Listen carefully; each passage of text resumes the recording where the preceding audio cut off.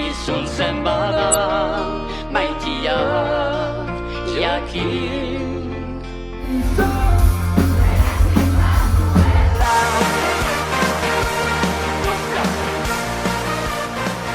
Guraso bezala, gure bat euskararen geroa segurtatzeko eta gure seme-alabei zor diegulako egun hau.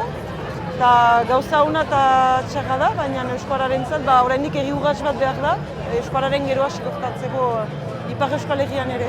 Laguntza eman behar dugu gure aurrentzat, hizkuntza segi dezagun denak elgarrekin, iparraldean, hegoaldean eta munduan zehar alba dugu, dirua ekarri ikastolentzat, erakasleak eta aurrak laguntzeko euskaraz hitz egiteko. Gogoratu daiki dugula, gure maitasunarekin, ta muga hotxenka. Nik uste dut ezinbestekoa dela berriarentzat, hezkuntza komunitatearekin lankidetzak eraikitzea eta horretan egia azkeneko urteetan. Egia da hezkuntza komunitateekin eta konkretuki sehaskarekin eta herri urratsekin aurten lankidetza horietan sakontzeko bideak arakatu ditugula. Zergatik aipatzen dute sakontze bide hau, iruditzen zaitelako oso garrantzitsua dela euskararen biziberritze prozesuan hezkuntza komunitatearen rola eta euskarazko hedabideena ere bai.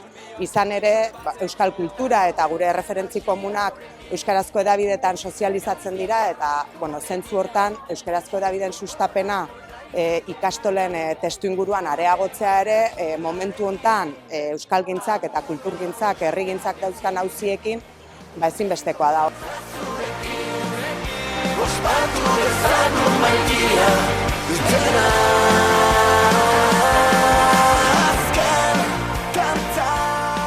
Gaudela super eskertuak, egia da pelmada handia eman deula bozka eskatzen, baina hori, eskerrik asko. Eskerrik asko eta ez azan ez genuen hemen joko, así que...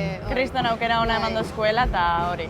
Egia da, guk bizi izan deula hau ikusle bezala edo tipo txikitan etortze zinala pila bat ikustea eta orain beste aldeen egotea gutzako bada, azkenean euskeran aldeko puntu bat ere jartzea, gutzako importantia da. Bai, oso.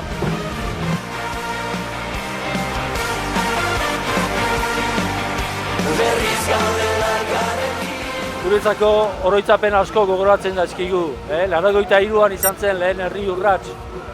Orduan kantatu genuen, duela 42 urte. Eta azken dantza kanta hau grabatu genuen lehenengo aldiz, orain duela 50 urte, 75ean. Orduan, pentsa ze bide egindan, ordutik honea, hau guztia ikusten.